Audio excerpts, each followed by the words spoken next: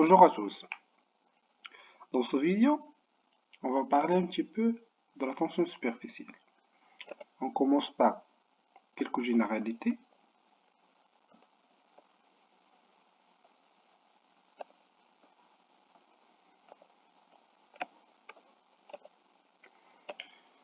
Normalement, chaque molécule possède une énergie potentielle. Plus cette molécule est entourée par d'autres molécules voisineuses, plus cette énergie est basse.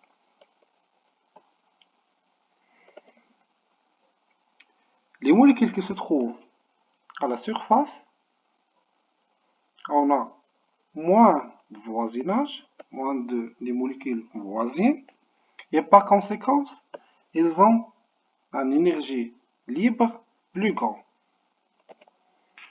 Donc, les molécules de surface tendent à se rapprocher et s'attirent un petit peu plus par rapport aux autres molécules. L'ensemble de ces actions tendent à contracter le liquide et diminuer leur surface. Pour mettre en évidence des forces de tension superficielle, voici deux exemples les plus connus. L'exemple de trompons qui flottent sur la surface d'un liquide et les insectes qui ont la capacité de marcher sur les liquides. L'addition d'un détergent, par exemple le savon ou bien les huiles, détruira ce fragile équilibre et par conséquent l'objet tombe dans le liquide.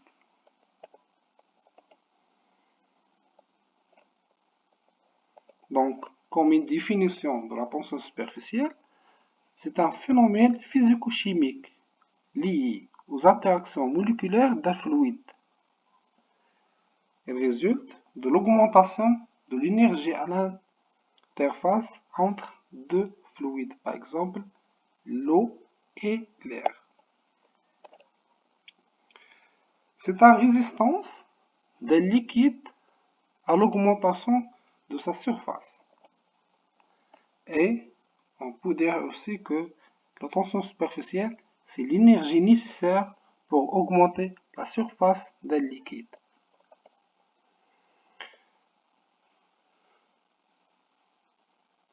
Pour mesurer ou bien déterminer la tension superficielle, on prend l'exemple d'un point A.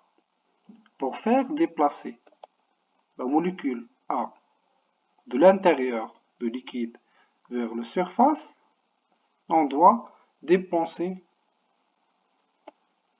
de l'énergie et fournir un travail F.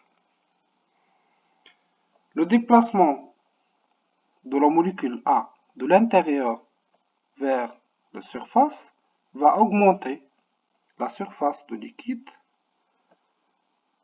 avec ds par exemple. Donc, on peut présenter la tension superficielle par F sur ds. L'unité de tension superficielle, c'est par conséquence le joule divisé par mètre carré.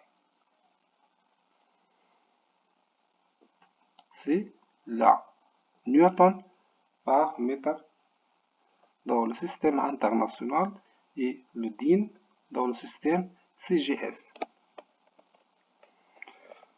Pour mesurer la tension superficielle, il y a plusieurs méthodes, mais les trois méthodes les plus observées pendant les travaux pratiques, la méthode d'anneau ou bien la méthode d'arrachement, méthode de capillaire et la méthode de goutte tombante.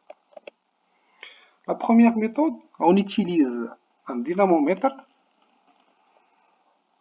dans lequel s'affiche la force exercée, la force F, la surface qui sera déplacée, c'est la surface de l'anneau, et comme ça, on peut calculer la tension superficielle d'un liquide à travers d'un dynamomètre. C'est la méthode d'arrachement. La deuxième méthode, c'est la méthode de capillaire. Normalement, si on met une capillaire dans un liquide, un volume donné va remonter à l'intérieur du capillaire et à partir de l'auteur de l'eau qui a augmenté et le diamètre du capillaire, on peut utiliser le loi de Joring pour calculer la tension superficielle de cette liquide. La troisième méthode, c'est la méthode de goutte tombante. À partir d'un pipette graduée, on les utilise et à travers un nombre de gouttes donné et leur volume, on peut utiliser l'ensemble de ces données pour déterminer la tension superficielle de cette liquide.